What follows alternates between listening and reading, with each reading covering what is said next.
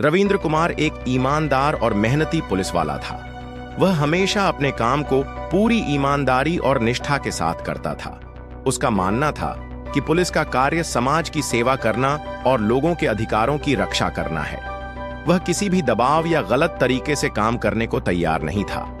रविंद्र का दिल साफ था और वह खुद को एक सच्चा सिपाही मानता था।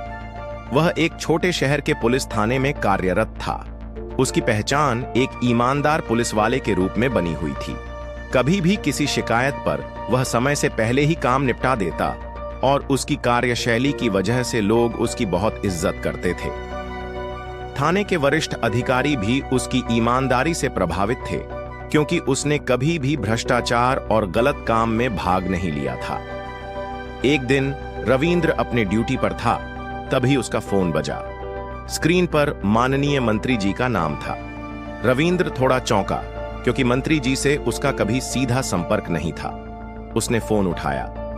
नमस्ते मंत्री जी, कैसे हैं आप? रविंद्र ने आदब से कहा। नमस्ते रविंद्र, मैं ठीक हूं। देखो, मुझे तुम्हारी मदद चाहिए। एक मामले को लेकर मुझे तुम्हारे सहयोग की आवश्यकता है। मंत्री जी ने बात शुरू की। जी मंत्री जी, बताइए, किस प्रकार की मदद चाहिए? रविंद्र ने पूछा। देखो, मामला यह है कि हमारे एक बड़े कारोबारी के खिलाफ कुछ केस चल रहे हैं। वह एक राजनीतिक साजिश का हिस्सा बन सकता है और हमें उसे बचाने की जरूरत है। वह काफी प्रभावशाली आदमी है और इस मामले में अगर तुम उसका पक्ष नहीं लेते तो मुझे और मेरी पार्टी को दिक्कत हो सकती है। मैं चाहता हूं कि तुम उस आदमी को गिरफ्तारी से बचा लो और कुछ गलत जानकारी रिपोर्ट में डाल दो, ताकि हम उसे छोड़ सकें। तुम समझ रहे हो ना? मंत्री जी ने धैर्य से कहा। रविंद्र को यह सुनकर झटका लगा। उसे समझ में नहीं आया कि एक मंत्री जो जन सेवा के लिए काम करता है, वह किसी अपराधी को बचाने के लिए कह रहा था।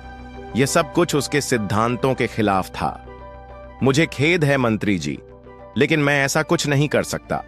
मैं अपना काम सच्चाई और ईमानदारी से करता हूं। मैं किसी अपराधी को बचाने में सहयोग नहीं कर सकता।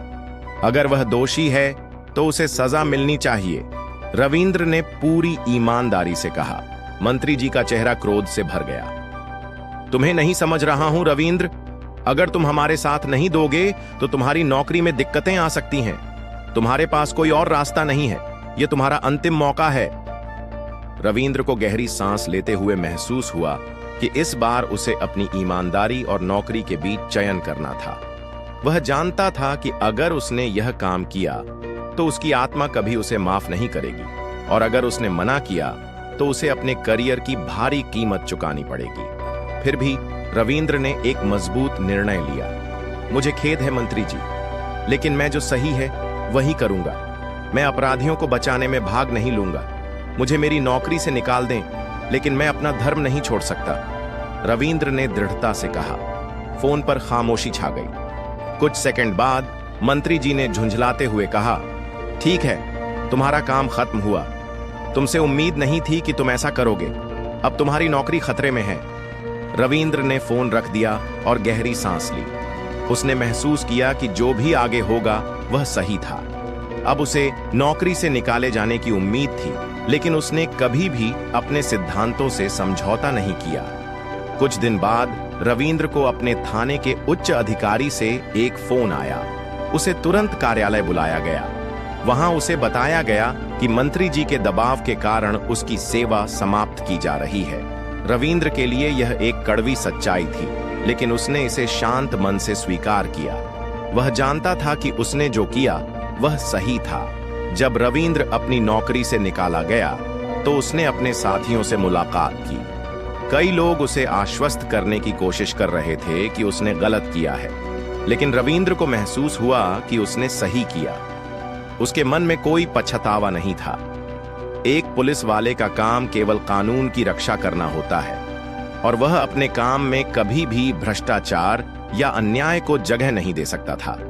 कुछ महीनों बाद रविंद्र को एक छोटे से शहर के नए पुलिस थाने से एक प्रस्ताव मिला। वह वहीं कार्यरत था और उस नए स्थान पर उसकी ईमानदारी और मेहनत की सराहना की गई। उसे वह स्थान मिला जहां उसे अपने सिद्धांतों के अनुरूप काम करने का पूरा अवसर मिला। और सबसे महत्वपूर्ण बात यह थी कि उसने अपने आत्मसम्मान और सच्चाई को कभी नहीं छोड़ा। रविंद्र अब जानता था कि जीवन में कभी भी गलत काम करने की कीमत बहुत बड़ी होती है और ईमानदारी के साथ चलने पर कुछ समय के लिए कठिनाइयां आ सकती हैं, लेकिन अंततः सच्चाई ही जीतती है। उसने अपनी नौकरी खो दी, लेकिन अपने आत्मसम्मान को कभी नहीं खोया, और यह एक सच्चे पुलिस वाले के रूप में उसकी सबसे बड़ी जीत थी।